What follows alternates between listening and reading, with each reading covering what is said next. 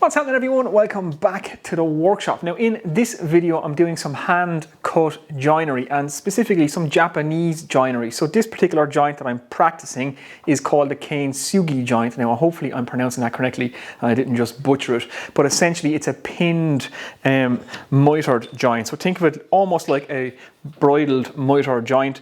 Two pieces slot together like that. It has a pinhole that goes all the way through, and you just put in your pin in and it locks the joint in place. No glue and no screws required. And it's all cut by hand, 100% hand tools, and it's just me practicing. Now it's a slightly different video than what I normally do. There's no talking in this video because I'm just figuring out how to do this myself, but I said I would share the techniques that I'm using with you guys so you guys can see it. I'm a massive fan of Japanese joinery. I just think those guys are just amazing carpenters, and if you're looking into any of the hand cut joinery in Japan, if you've not done so already, I suggest you do so because some of their joints are just absolutely amazing and I intend on doing more of them. So hopefully you enjoy this video, guys. It's just me practicing some hand cut joinery, a Kane Tsugi joint or a pinned mitre joint with Western tools, not Japanese tools, and yeah, hopefully you enjoy it.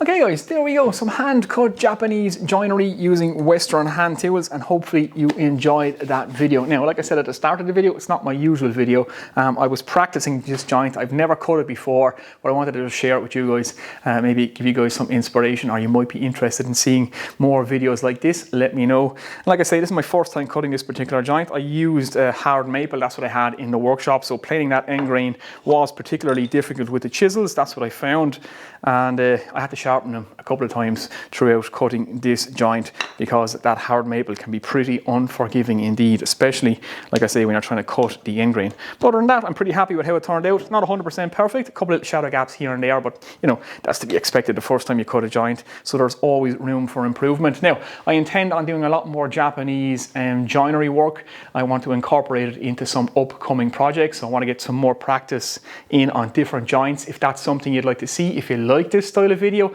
just let me know in the comments below. I can share more of what I'm doing in the workshop in that regards. And yeah, that's it guys. Like I said, hopefully you've enjoyed it. Thanks to everybody on Patreon as always for supporting the channel. If you liked the video, give it a thumbs up, comments and questions below. I'm going to get out of here now, it's quite warm, it's time for a beer. I'll see you in the next one.